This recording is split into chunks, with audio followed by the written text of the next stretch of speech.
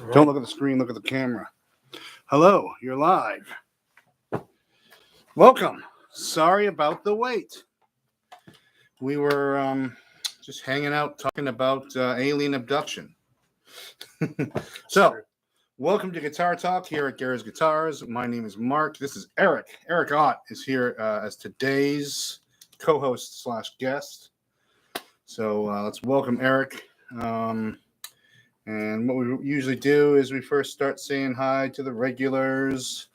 We got regulars who come by, and then maybe we'll move this here just in case you do look past the camera. Yeah, it's like, you know, when you're in a restaurant with somebody and you just want to look at the TV that's playing. I know, yeah. There's a. I could go turn that monitor off. Anyways, we're trying to be pro here. So Guitar Talk, the show where we get together and just talk about guitars. This week Gary's his week off because Gary's moving. Where's it go? Where's he going? Somersworth. Oh, okay, cool. Not that big a move. Dover to Somersworth. Yeah. But it's still, you got to pick up all your stuff and move it. It's a thing. So I asked Eric to come on by and be a guest host. So we're going to talk about a little about you, and then we're going to talk about things guitar, and then the people out in the room we're going to say hi, and that's how it usually goes. Cool. So let's talk with some of your basic biographical information. You're a musician, songwriter. Yep. And also your profession is marketing, media, graphic design. Yeah. Do a little web stuff. Yeah. Creative. That word creative, it just kind of like always throws me a little bit. Well, yeah. I mean, everybody wants to be a content creator now. Mm-hmm. So, yeah. But I don't have a huge presence on YouTube like you. Yeah. Well. So. Yeah. I think I have watching this. I think I have 72 people. No. Subscribers? Do I have 72 subscribers? Yeah, I think I do. Yeah. Okay. Well, yeah. But you made 4 videos to be you know. And I know. I don't have time to do videos. Like that's the thing. Like I have time to make money, and everything that I do makes me money most of the time, except for my music. Yeah. So that's another thing, because you're a performing musician, or you at least were until pretty much hit kind of thing. But you do some gigs, you've had some bands, you put out some records. Mm-hmm. It'd be kind of cool to talk about the economy of that a little bit. Sure. And so, especially in the new economy. So, how many full lengths have you made? Oh Jesus! With all my bands? Yeah, sure. Just how many that you're responsible for? Okay, so that would be 1, 2, 3, 4, 5, 6, 7, 8, something like that. That's 3 or 4 more than Amy Mann, and she's an actual rock star. So you're doing all right. Yeah, but she's a better marketer than I am, I guess. Well, and she's definitely better looking. Penn. No, that would have helped you. Yeah. Well, I think Till Tuesday kind of launched her. Yeah. There's nothing. No, she's unimpeachable in that respect. Yeah. She's got her thing together. But yeah, I was just making the point that it's so you have your professional career and an entire musical career kind of parallel to each other. Mm-hmm. And so let's check in with the room for a second. So how the heck is everyone? Well, we're talking about that. What about the Gretches with the fake humbuckers? Oh, with the questions already. Let me just get into this question. Go for it, yeah. Gretches with fake humbuckers. You mean the Gretsch? So there's 2 kinds of Gretches with fake humbuckers. One is the standard Gretsch. Hold on. Mine are called Hylotron. Those are called Filtertrons. Yeah. And that's where the 2 coils are closer to each other, and it's kind of more like a little closer to a mini humbucker or a P90 sound. So that could be what they're talking about. But this Michael Krause, he's a regular. He could also be talking about this. Here's a Gretsch Electromatic that has humbuckers. These are humbucker-sized humbuckers.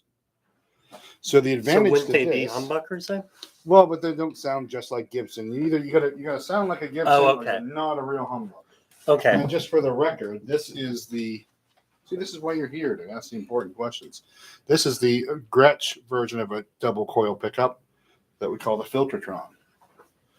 So the question is, which version of that are you asking about? And they're not really fake because they work. You turn them on and you hear music. So it's What's the quality though of those pickups? So the difference is so the actual humbuckers, when you get the Gretsch that has the space for the actual sized humbucker, it's just great because you can upgrade them. Right. And you can replace them with a real humbucker. With a real humbucker, right. And then you get a great guitar with great pickups. Yep. Unless you want the Gretsch sound, which is that other pickup. Like I said, it's more like a mini humbucker, so there's less windings. I think the magnet is located differently than on a humbucker. Actually, if Mike, our friend Mike in Hungary is still out there, he'll know exactly. Mike Endicott, which you may not know from years ago. He used to live around here. Sounds familiar. Bands, yep. And also, was one of the first guitar repair guys at Daddy's back in the in the 70s or 80s. Then moved to Guitar Warehouse with Rod Wells. And then, so a friend of that gang around here, he could be out there and he could. So I think it's the position of the magnet. So it's just essentially a different pickup. Sounds different. Does not deliver the typical humbucking sound. Having said that, I like them. I got a guitar with them. I got a guitar with the single coil versions. That's my big orange Gretsch, which I think you've seen. I've used that in the studio. Yeah. That's a lovely sound. Very low output on the single coil version. Bob says he loves his.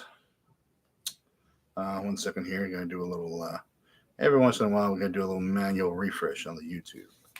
That's the world of YouTube. There we go.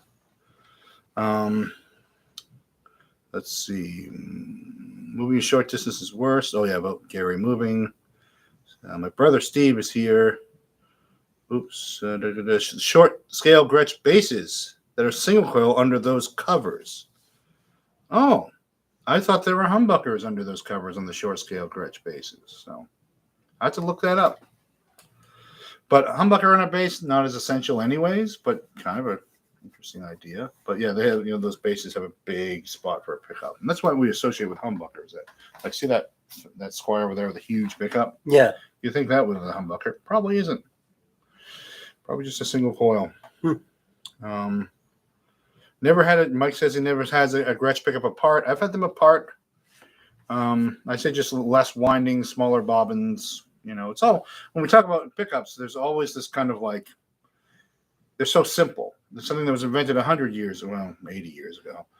And there's just magnets and wire wound around it and, things holding it together, and that's about it.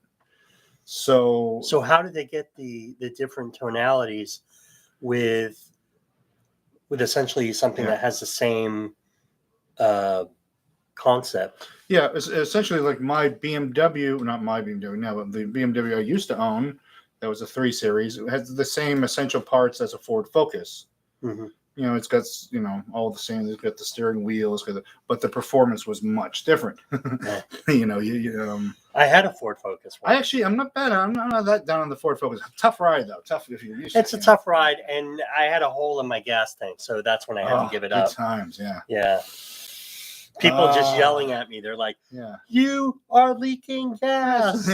You are an eco-terrorist. Stop it now." Yeah. That's happened when I used to drive a diesel car. I think people would scream at me driving by because a plume of smoke coming out there. Yeah. And I wasn't meaning to But that plume of smoke, it's heavy, so it falls to the ground. Yeah. More so than that's true, regular. And then also, there's no catalytic converter because there's on a diesel because it doesn't make CO2. So never had a Gretsch. So let's catch up with the room here. Oh yeah, so let's go back to your. I don't want to miss your basic biographical stuff too. So what's your? So you've had a couple of bands. Yeah. One was Eric and the Anxiety. That's where I first saw you. Mercury Hat. Mercury Hat was before. And then the Bonnie Situation. That I don't remember, but okay. And then a short-lived, and I didn't even release anything, the Ridleys, which was really a fun band. And we pretty much recorded, I think, an EP, but never released it.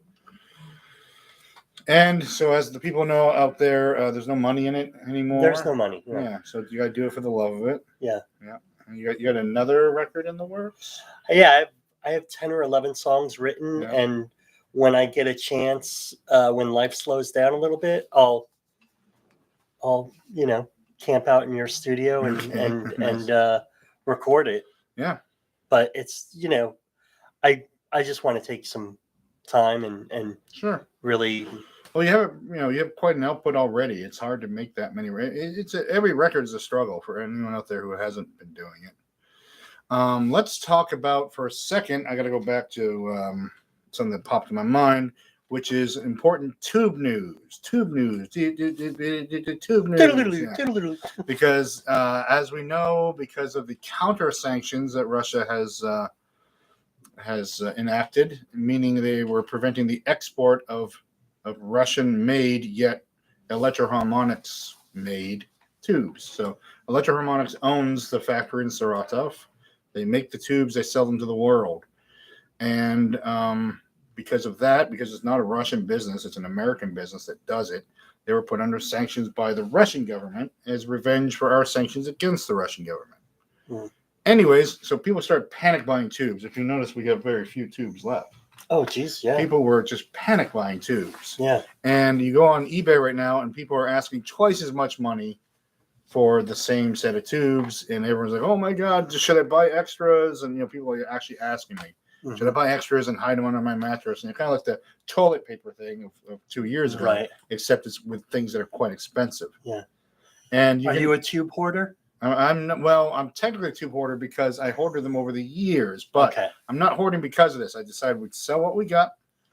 And are you going up on your prices? No, prices are staying the same. Look at that. Yeah, that's honest mark right Business there. integrity. That's right. But the news is that within a week or two, there'll be new Electroharmonics tubes in landing. They're on a boat. They have been shipped. They found some way to circumvent, maybe they're doing it through they didn't tell me exactly what they're doing. They're probably shipping them like to Turkey and then to the United States. Right. And that way it's not. So it's through a country that doesn't have sanctions against Russia. Therefore, Russia's not sanctioning. That's a loophole. It's a kind of loophole. The price is going to go up slightly. I'm guessing. I think I saw the price list, and just the price on everything's going up anyway. So inflation. The tube that used to be $22 is now $29 or something. But people can afford that. Yeah, you'll get your tubes, folks. Yeah. Don't panic. Not a big deal. Yeah. Not a big deal. And but people were worried. Fender just decided no more tube sales. Because they need enough tubes to go into their amps that they make. Well, are they not making tubes in the States at all? No, there's nowhere in the Why US is that? Because of kind of like the battery thing where it's a toxic thing to make? So No, it's a light bulb essentially. So why don't they make them? Well, because why doesn't Jack White create a company, a factory? Another factory that loses lots of money making a cool thing. Yeah. Yeah. Well, we're gonna get Jack on the phone. Jack, if you're out there, if you're watching, start a tube factory, man. Yeah. You got to give me a cut. Tubes. Give Mark a cut. Yeah, give us. Yeah. We'll do your mark. We'll do your art for you. Yeah. With just that, black and red, black and red thing. Yeah. That's easy. And call them the red stripes now. Yeah, the tube stripes. I don't know, but there is some marketing there to be had. So, but the reason why is. So in the early 80s, all the American tube factories kind of shut down. Because they just did solid state anyways. Yeah, solid state was so important. There's very few tube amps. There's existing tubes laying around. Yep. And there were tubes made abroad that they could be imported. And Electroharmonics started by importing Russian tubes and then was so successful in it, they actually bought the factory where they were being made. Are those the finest tubes that you can get, though, are Russian-made tubes?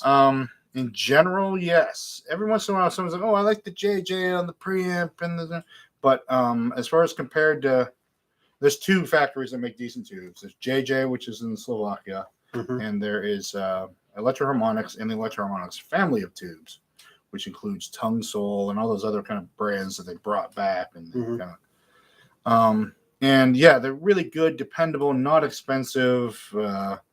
Super dependable. We rarely ever get a defect or anything like that. And when we do, in the off chance we do, they just replace everything. They're just really good on the customer service part of it. And so it's And they slowly start taking over the market. So 80%, I'm guessing, of the world's tubes are made in that factory. That's crazy. It is crazy. Now, are they co-labeled also, or? Yep. So Fender buys them from Electro-Harmonix, rubs the Electro-Harmonix logo off, And then just stamps rebrands their it, yeah. Groove Tube, which is their brand. Yep. They bought Groove Tube. And sometimes they don't even bother rubbing the Electro-Harmonix logo off the side of it. Yeah. So it's a Groove Tube, and then you're spinning around and say Electro-Harmonix. So I would imagine people dig so that though, tough, because yeah. they know they're getting a good tube. Yeah. Well, I mean, like if you purposely, so Groove Tube used to be Chinese-made tubes. Okay. Yeah. And so those, what they did is Groove Tube kind of invented the tube matching. I don't know if I'm getting too technical for the people out there, but it didn't tube matching. So your power tubes usually go in pairs, or you want your tubes to have certain performance characteristics so that, to get certain kinds of results.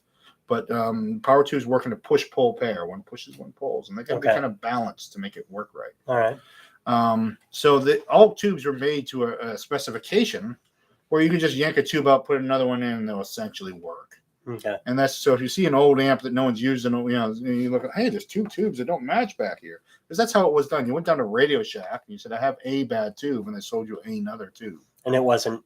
So it's kind of like the whole pairing of microphones, kind of. Yeah, but the thing was, because the Chinese-made stuff was so radically different, and the quality standards, and so they weren't matching well, and they're humming and dying quickly, and so Groove Tube invented this way of matching them, putting them in pairs that would work well together, putting them in kind of that's how they sold it as a hierarchy, package deal. So and then they were like, buy these tubes go together because they've been perfectly matched by a computer.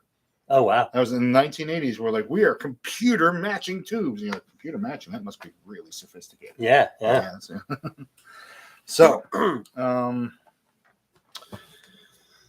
Groove Tube was Chinese made. Now there's no Chinese made tubes in the market hardly. I think definitely not power tubes. So it's the Electro-Harmonix has covered cornered the market, so to speak. All right, so back to the room, which is, by the way, if you have any questions, just shout them out. I'm trying to read along and see what people have to say. Just some people saying hi, some of the usuals. My old friend was the drummer for Amy, so William Morgan said that. Yeah, Amy Mann. We were talking about Amy Mann. Oh yeah.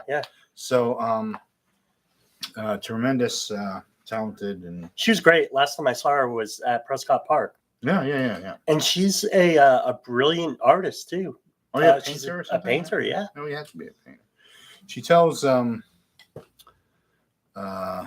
she interviews well. She was recently on a couple podcasts I've heard, and I was like, oh yeah, she's so she's smart and she's super smart. Great lyrics, great tunes, and I mean you can't go wrong with a chick bass player, quite frankly. Yeah, although I think she's out of the bass business these days. I think she's just doing the acoustic guitar. Really? Yeah. Huh. I don't think she's playing her own bass anymore. I'm sure she plays at home. Oh, she might know a little bass. Yeah, of course. Yeah. But yeah, a tall Germanish, Germanic looking woman with a bass is quite what's the word? Not startling, but what's a good word? Unique. You're not unique. It's a thing of beauty. There you go. Yeah, I agree. Okay. So, anyone else before we get too objectifying here? We talked about our talent too, so we're not just objectifying. I don't think we were being rude. No, she would agree probably. Yeah, I think so. And her husband would agree. So totally, Michael Penn. Yeah, Michael Penn is a great songwriter. His debut album is I still listen to it. It's fantastic. His first 4 records. Debut was March, correct? Debut was March. Yeah. Tremendous. Yeah. Second album was hold on. Free for All. And then the third one was I think Resigned. Yeah, exactly. Yeah, it's the taxi cab. Resigned or re-signed. Or re-signed, right. He got dumped. Yeah.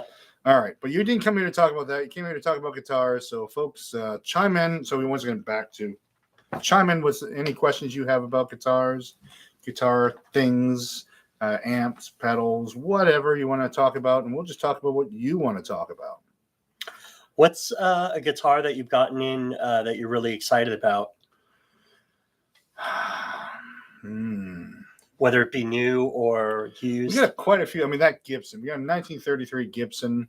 It's the Robert Johnson. I guess now that we're talking about it, I should show it to people. Is it the black one? Yeah.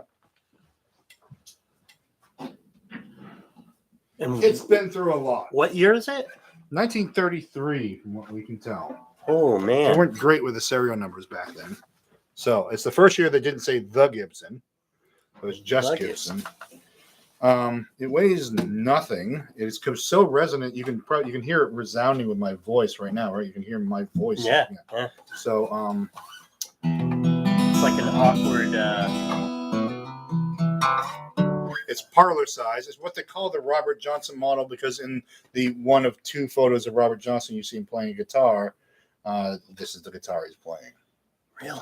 Yeah, not this exact one. Well, but no, this I model, get that. So what someone did is years ago they changed the bridge to a Martin style bridge. You'll notice that the Gibson had two parallel lines here. Someone had to change the bridge. They put a Martin style bridge on it because 40 years ago these weren't valuable. No one wanted a parlor guitar. Parlor guitars are super hot now, but It's because of Sting. Yeah, you think so? Because they're playing little might be. loops and stuff. Yeah. But also interestingly enough. Can I see On the that? back, oh yeah, definitely. But I just want to show people. Oh, one go thing for it. first. On the back side of the neck, you see those what appears to be dings. I didn't realize this until. So oftentimes, they would be carved there in order to help blind people play the guitar. So they used to have these things that they call blind schools, where they send all the blind kids to one school, kind of thing, and they often gave them music because blind kids are usually really good at music. Yeah. And so to make the guitar easier to play, if you're blind, they put a little marker behind the fret where you should locate your finger when you move your hand up and down. So I suspect that's the case here. So those little things that look like dings were actually fret markers for someone who couldn't see their frets. Now you can look at it. All right.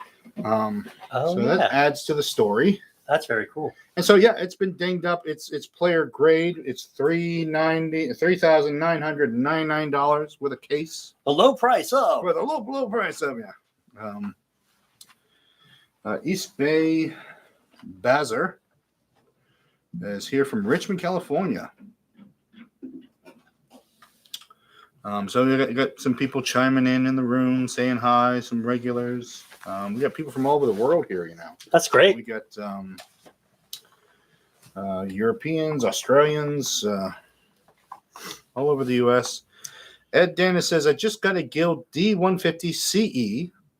I thought for weeks and watched guitars and compared prices. Taylor, Martin, and Gibson are just ridiculously expensive. I believe that. So you have a Martin, right? I love my Martin. I've probably written well over 100 songs on it. Yeah. And it's like a glove. And what model is your Martin? 18? Yeah, I think it's a D18. D18, yeah. That's the basic Martin. Yeah. But it's a 90s. Yeah. It's an early 90s, and I don't take care of it. It's been cracked. It's been patched up, but it's still a great guitar. Yeah. I love it. Yeah, Martin invented the guitar as we know it, the acoustic guitar as we know it. They've been ahead of the crowd, and there was nothing that compared to them until recently when some of the other companies came around. But price-wise, everything's shooting up. Used prices are going way up on Martin. Did you buy yours new or used? I bought it used. See, I think I paid about deal. 12 or 13 for it. About that, yeah. Now we use D18, probably 18. So I don't know exactly. We haven't sold one in a while. We have a Martin HD 28 for $23.99. Yeah, on the wall. They're well worth it. They're kind of like a wine.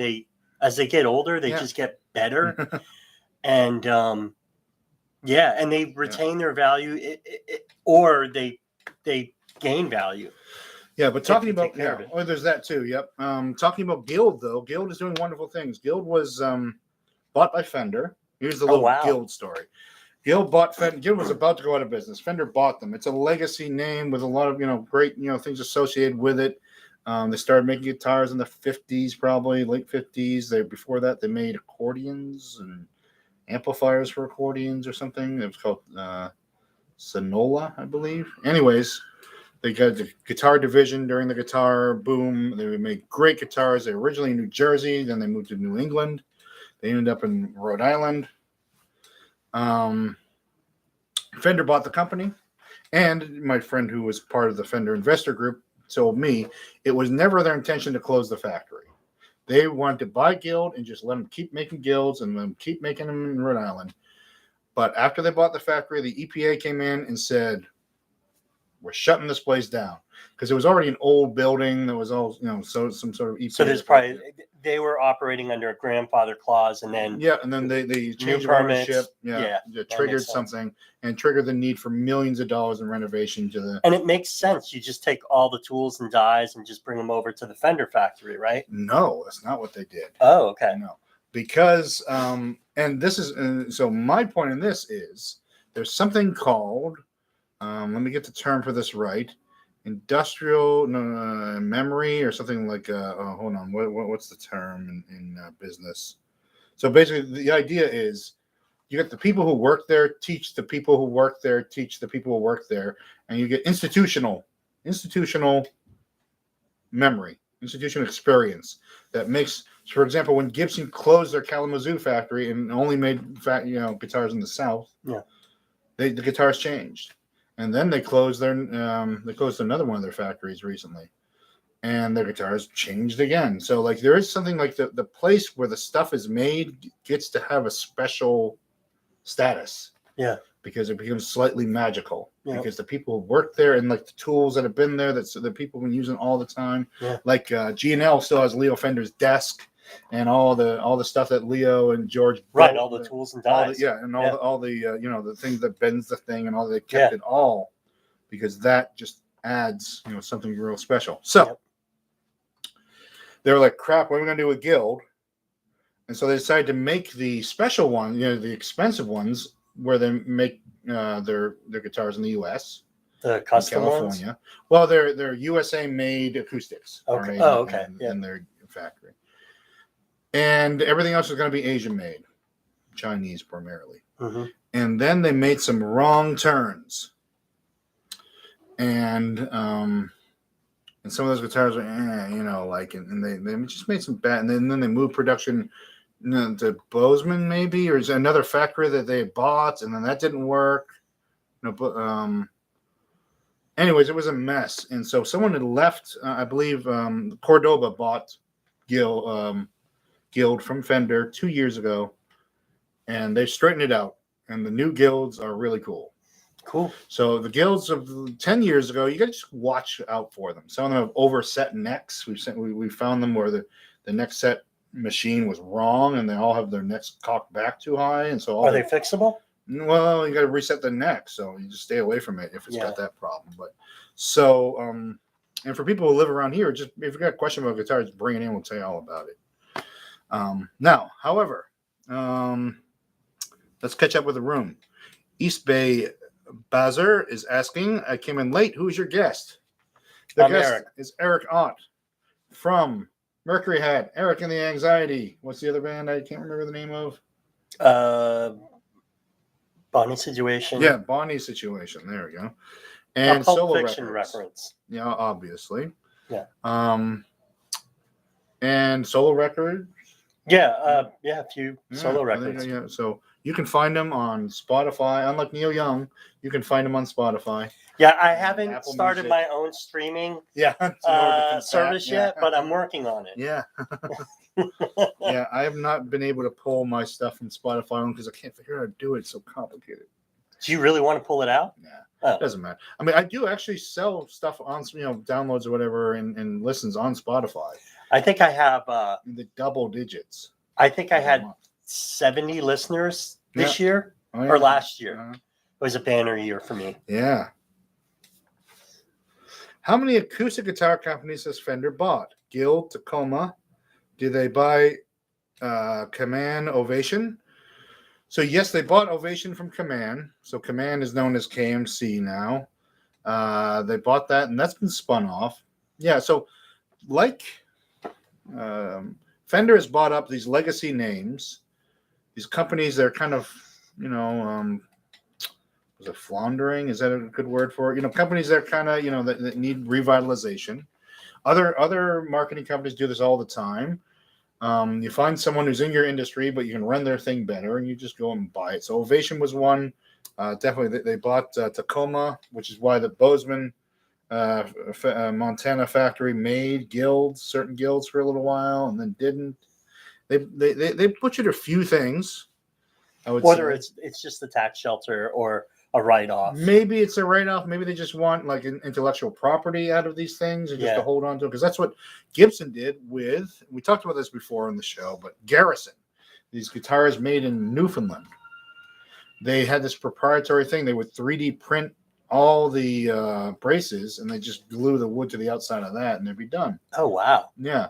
And they sounded good, except they forgot that wood expands and contracts, and that would just fall off. Doesn't. Yeah. Not just fall off, it was just they'd be prone to cracking, which is what happened with Ovation, too. So you notice Ovation had those round back. I never understood guitars. The whole Ovation thing. And so they would shrink and crack, and then they would warranty repair all those tops, but now they don't anymore. Now, there is a company still making Ovation. It's not Fender. I think they spun that off.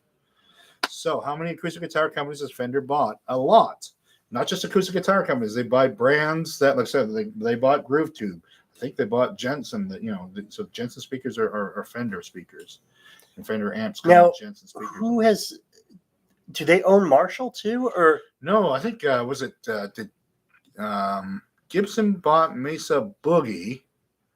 There is this big, Marshall. I don't know who bought Marshall. Marshall might still but be. But Marshall does Vox now, right? That's a good question too. I think so, but I'm not entirely sure. So I'm a huge fan of Vox amps. I think they're great. And the Mesa Boogies are phenomenal too. I used to have a Subway Blues Mesa Boogie, and that thing you just Yamaha someone said Yamaha, they may have bought Marshall. Oh, okay. Or is that what we're talking about, Greg? So yeah, it's a big, because you have these iconic brands. Yeah. I mean, Fender is the Apple of music retail. They're the one brand you can't do without. And they're still, in that respect, they're quite undervalued. They're just a company of 200 people. Well, they would be pretty much a monopoly if they bought Gibson. Yeah, I suppose Gibson was going through bankruptcy anyways. Yeah. But Fender, they might have, I'm just exaggerating, maybe a couple hundred people, but they don't, if you think of like Fender, and they're all over the world, they're just kind of. They're doing a lot of things right now. There's that too. Yeah, they're making some great guitars. They're bringing back some old body styles that people are digging. Want that retro look. Mm-hmm. And they all play well. Yeah. They had the design, and they always have had these designs that they base everything on. But still, they may be undervalued in that. And so what they do is they go around buying iconic other brands and utilizing, or what they've done in the past is they've stolen engineers from other companies to revitalize parts of the line. Yeah. Famously, those DeVille amps. You remember the Fender DeVille? Yeah.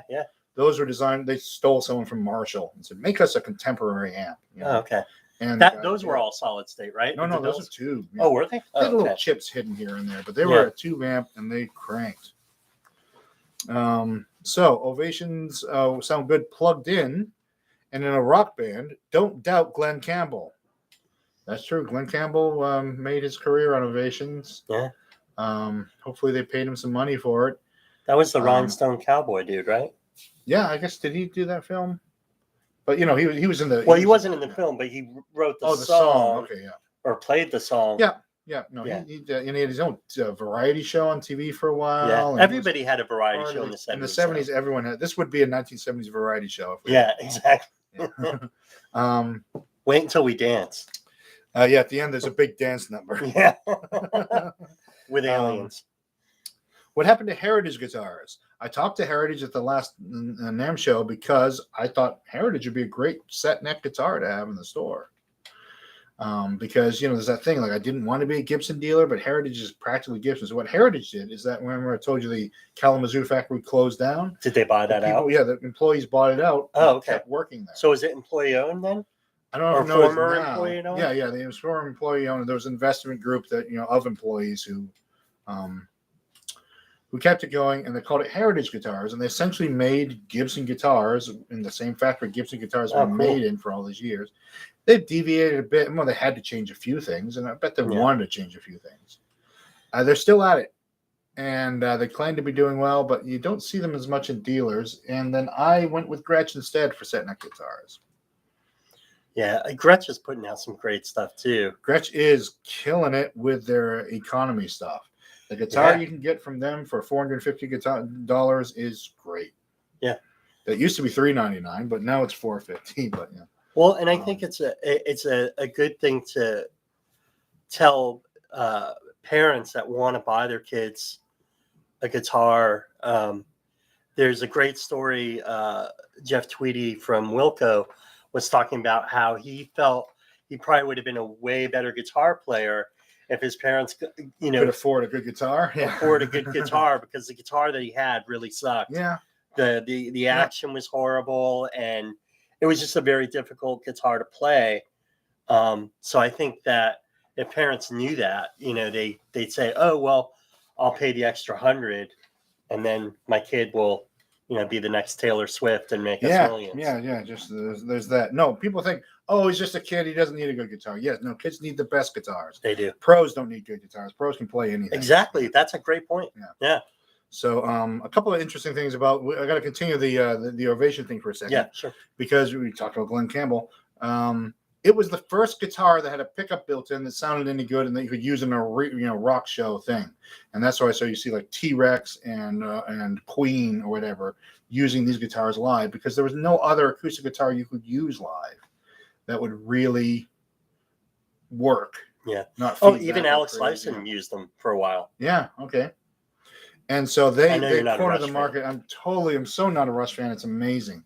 But I've kind of staked my brand on the fact I don't like Rush. That's kind of my thing. Yeah, you should put that, make a poster. Yeah.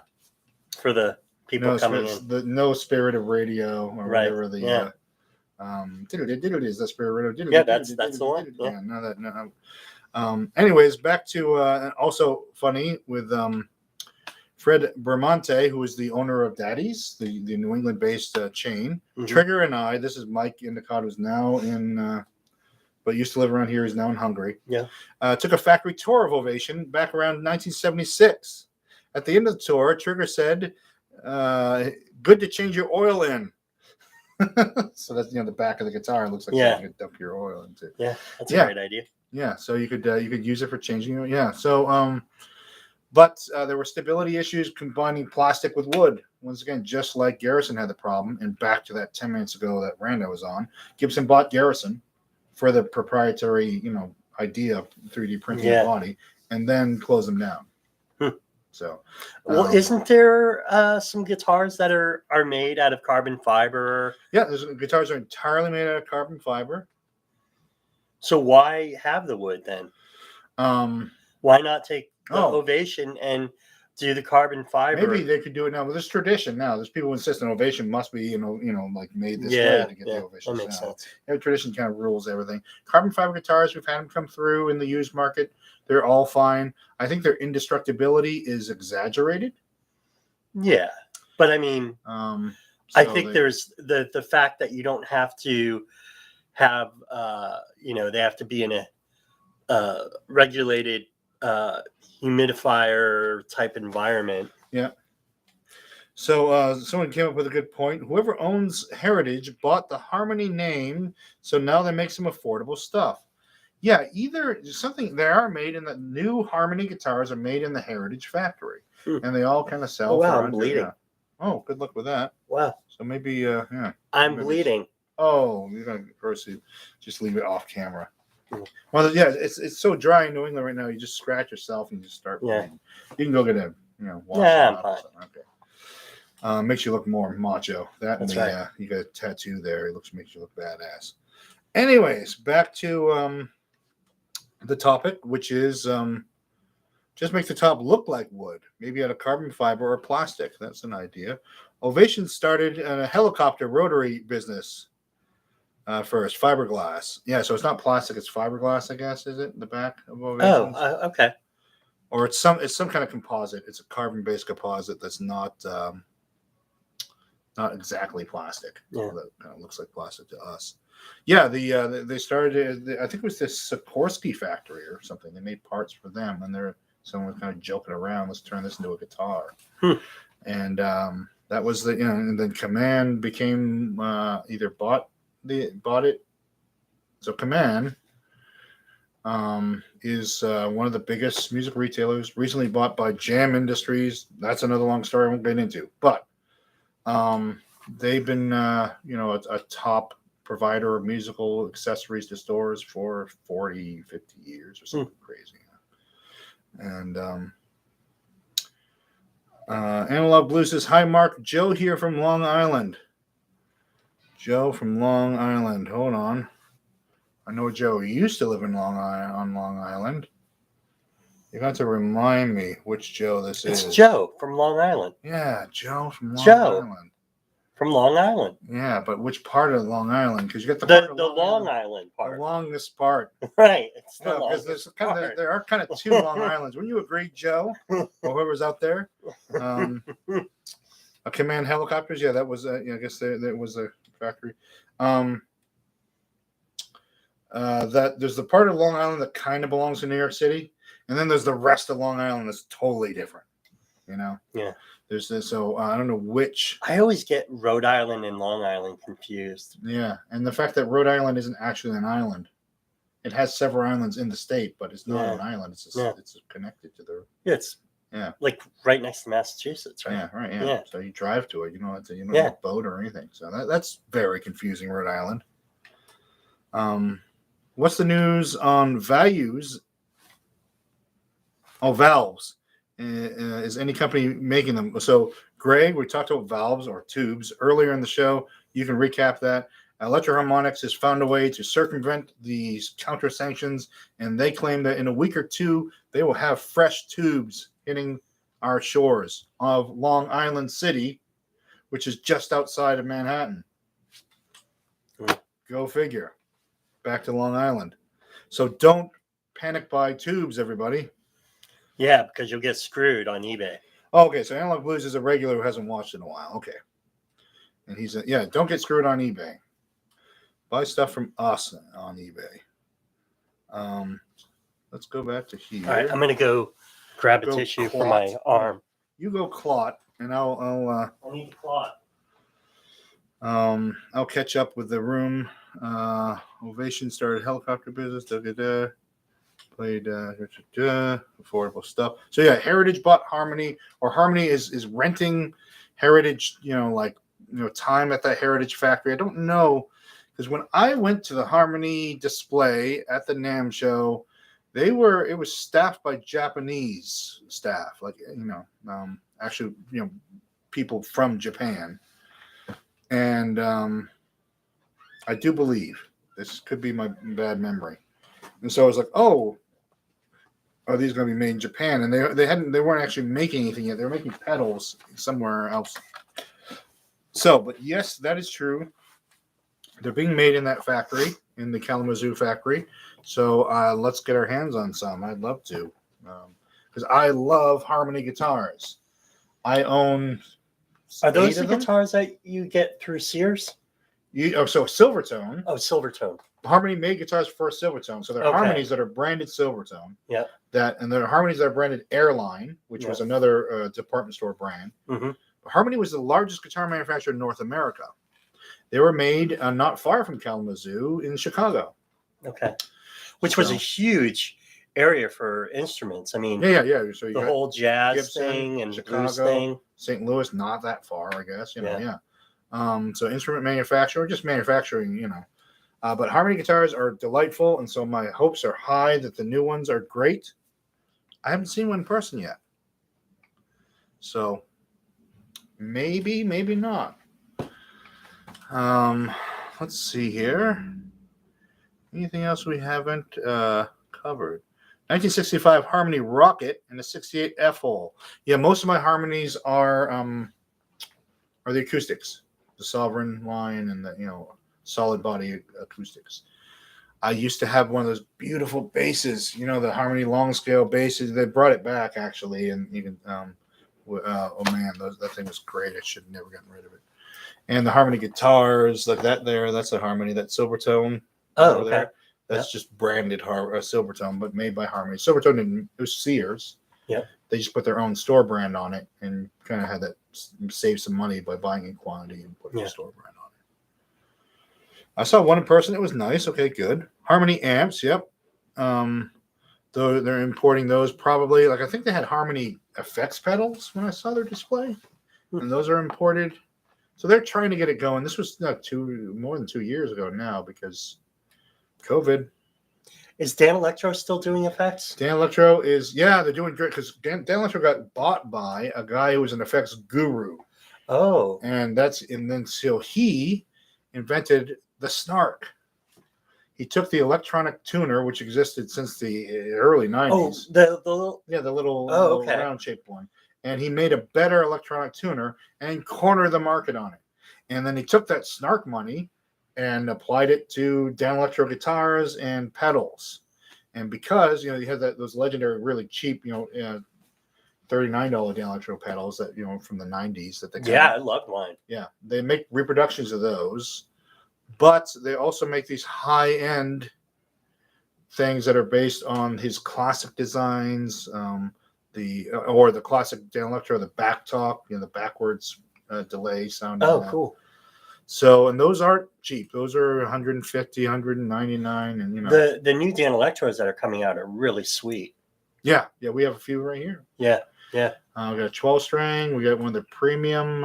If you can't afford a Rick 12-string, the Dan Electros are killer. That's why I have a Dan Electro 12-string. Yeah. I did the research. I do not have the $3,000 for a Rickenbacker. Or 3,000 something or other. Okay, that's off the table. I checked out the Chinese-made Rickenbacker copies. They're all kind of crappy. Yeah. Like really don't work. And I checked out a bunch of other options. There, Dan Electro's 12-string solid body guitar is still, for the basic one, it might be $500-ish bucks. And they stay in tune really well. They do. They intonate well because they have an innovative bridge. They use Wilkinson hardware, and they have a bridge where you can intonate each string separately. So that's the problem with when you have a really skinny unwound string next to a fat wound string. They don't want to be in the same spot to intonate. Right. So you can intonate the strings individually, which is pretty cool. I had a Harmony Bobcat in the early 90s with a Harmony amp. Flea market buy. Yes, the Bobcat. And now people are really digging the Harmonies. I'm glad I bought my Harmonies in the 90s. They used to be $100 or $200. Now someone on a forum told everyone that Jimmy Page played a 12-string Harmony on Stairway to Heaven, and now everyone has to have a 12-string Harmony. And also, Keith Richards played a 12-string. Yeah. You still have those Harmonies? Yeah. I kept the 12-string. I still got it. The thing is magnificent. Yeah. Love it. Just magical. What's your favorite 6-string guitar that you have? Oh, that's a tough one. I have a Gibson 330 from 1965, which is the same year as Paul McCartney's 330, also left-handed. And that is a pretty special guitar. It's and so that's that's kind of like if. And then I have an archtop K. I have a K with no cutaway, full hollow, one de-arming pickup on it, the aftermarket de-arming pickup. That has vibe. The thing it's all plywood. Is that your go-to? What's your go-to guitar? Depends what the mission. What's the assignment? With Elroy, with your band Elroy. Yeah, so with the band Elroy, I want to play an all around. I want to play something that's probably semi-hollow with humbuckers. Okay. And maybe with a splittable coil too, just in case I need that thin sound. But sometimes I just show up with whatever guitar. Like some nights I'll just show up with a Strat. I show up to the gig. I bring my 12-string Dan Electro. Yep. I bring my Nord Electro, 62 key Nord. Yeah. And a guitar. Yeah. And what that guitar is will change from gig to gig, and that will change the sound of the band. If I bring a Strat, we're going to sound like Dire Straits all night long. Nice. If I bring a Gretsch or my Guild hollow body, that's a whole other sound. If I bring a Les Paul, like we're playing a gig this Sunday at the Press Room, a benefit. I can't believe I forgot to mention the Ukraine. A benefit for Ukraine. Yeah. And at the Press Room this Sunday, Elroy's going to play. 5 other bands are playing. So if you're in the area here, come to it. And we're going to play. I'm going to bring my Les Paul and we're going to rock. So get prepared for some Les Paul sound. I might not even bring the keyboard. I might just guitar all night long. Nice. Just rock, because That'll be different. Yeah. Yeah, so sometimes, when I play a little bit of piano, Rhodes or whatever, break down, but no. So you're going to do like See Keep what On happens. Rocking in the Free World? Well, considering that the free world isn't doing well right now, I don't know. Although I played that song, Keep On Rocking. There is a video of me playing that song underneath the statue of Lenin in what they called Freedom Square in Kharkov, Ukraine. Yeah. They now call Kharkiv, which is the Ukrainian word for it, Kharkov, because it's a Russian-speaking town, essentially. That's part of Ukraine. Yeah. Anyways, there's a video of me playing "Keep on Rocking the Free World" underneath Lenin in that square that has been recently bombed. Yeah, sad. That really hits home, literally. Back in the USSR, not gonna do that. No. The USSR is back. Yeah. Oh, too soon. Yeah. That's something I would have said. Yeah. Yeah. That is insensitive. I do appreciate that. Insensitive and tasteless enough to have had Eric say it. Yeah. So in Soviet Russia comes back to you. You don't come back to Russia. Russia comes back to you. The old Yakov Smirnoff joke. And in Soviet Russia, you don't watch movie watches you. That's the. Yeah. All right. So a little plug there for anyone in the Portsmouth, New Hampshire area, press room, Sunday the 24th, 2022. In case you're watching this after the fact, don't come if it's next year. Yeah, and the press room is just a great club. Yeah. The upstairs is really cool. Good cocktails, good food. Yeah, great vibe. And they're going to be giving away. So the beer is being donated, and the beer sales from Liar's Bench beers will go to the benefit. Oh, cool. People will be selling crafts to go to the benefit. All tickets will go to the benefit. And if you can't go, just go buy a ticket anyway. Yeah. Now there's I think they have a designation for just there in spirit or whatever, where you just, so you give the money and, or buy a ticket, give it to someone. I don't know. Or even if you, they still need, clothes and stuff like that. Yeah. Do something. Folks. Do something. Yeah. All right. What's the name of your band? The name of my band is Elroy. ELROY, like the kid on the Jetsons. Funny story. My last name is McElroy. And the word Elroy, the name Elroy, is also part of my last name. So we were sitting around thinking of band names, and we we're going through like TV characters, like obscure TV characters. And I liked Kinch from Hogan's Heroes. Kinchlow, the radio operator from Hogan's Heroes. So I was like, Kinch, that'd be a cool name, right? Yeah. I was no. And so I said, what about Elroy? And I was like, yeah, Elroy. I'm like, wait a minute, guys. And then I'm like, that's part of my last name, McElroy, Elroy. People want to think I named it after me. And I thought you did. Other three people in the room go like, don't worry about it. No one's going to think that. Everyone thinks that. Yeah, that's what I thought. Yeah, that's what everyone. So that's the story of my band name. And I just stuck with it because never change your band name. I'm like, you have changed your band name. Yeah, that's why I just started branding it Eric Ott. Because just too many. Even if you just don't change your band name. Unless, you had a band member that did something really bad and you need to rebrand. Yeah, unless something terrible happened that you were playing during a catastrophe or something. Yeah. Yeah. Like Great White or something. Yeah. Just too soon. I was on that. All right. So now's the time I have to say, please go to Instagram and like us. Like this video while you're watching it now, because that helps YouTube present it to more people. Subscribe to the YouTube channel. Hit the subscribe button. Yeah, and then the notification thing. We'll be back next week. Maybe Gary will be back. Maybe he will be still moving. I don't know. But we'll figure it out. Is it going to be moving that long, though?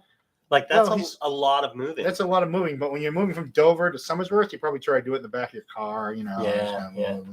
So, but also he's got to paint the walls where where they're moving in. And if you need me to come back, I'll come back. All right. Well, thank you, and thanks for being here. This is Eric Ott, by the way. For those who didn't catch it, thanks to Eric for coming in and pinch hitting. and being my foil because you were worried about this initially, and I was like, no, you just got to sit there. Well, I just had no idea what I was stop going to me talk from about. saying terrible things and ask some questions, and Yeah. that's what you did. Yeah. So I can ask questions. So once again, thanks everyone for watching. See you next week, next Wednesday at 6:00, hopefully, and have a good night. And Peace now out. stand by for the end. This is the important part because the end doesn't end right away. Oh, Yeah, is this press where the we do end. our dance number? Yeah. Time to dance.